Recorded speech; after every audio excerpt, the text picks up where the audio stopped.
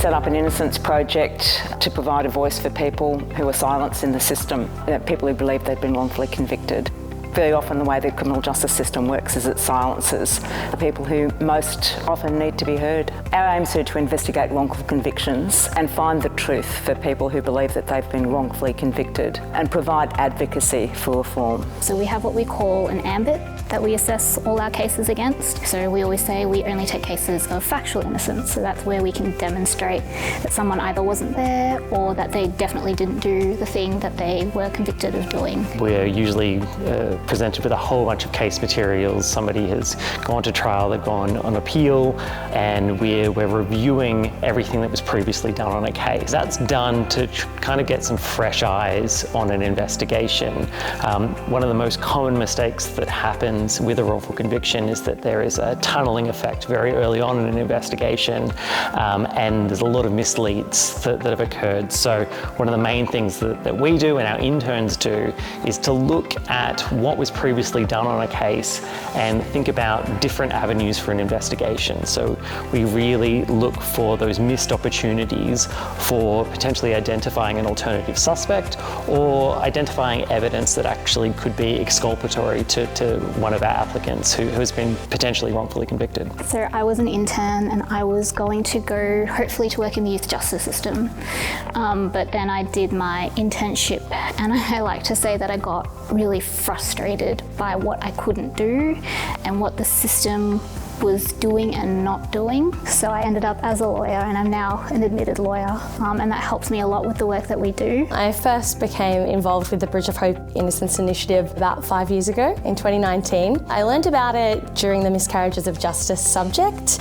and I was just so surprised and really impressed that there was an Innocence Initiative here at RMIT. It gives students a couple of options in the sense of putting into practice some real world experience and getting used to the idea of having an impact on your work rather than just doing something theoretical or just doing something that is based in books. Actually actively trying to improve it and having a voice in that space rather than just inaction.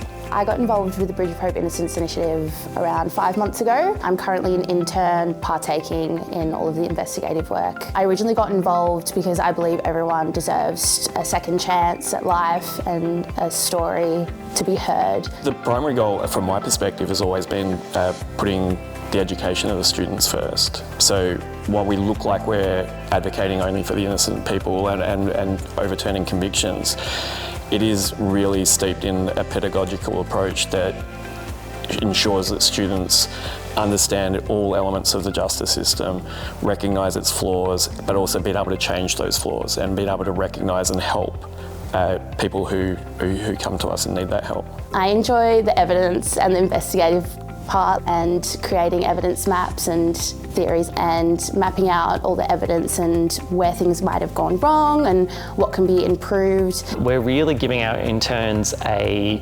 frontline opportunity to look at how things are actually done in terms of a criminal investigation. They're getting a really practical exposure to the criminal justice system, which is going to help them in any type of career that they enter into. Working on real life cases is part of the unique learning experience here at the Innocence Initiative. We get to reconstruct events using all the different materials that we have on all our cases, and through really diving into all those materials, we can identify avenues for discovering new evidence, we can identify new leads of investigation, and we can identify inaccuracies or inconsistencies in what was presented in court. So those case breakthroughs are really some of the most valuable parts of the experience. Working at the initiative, I found that I really want to work in the courts and the law and have an impact on the process and injustices and where the flaws are within the system as well, and I want to be that person that someone can come to and listen to their stories and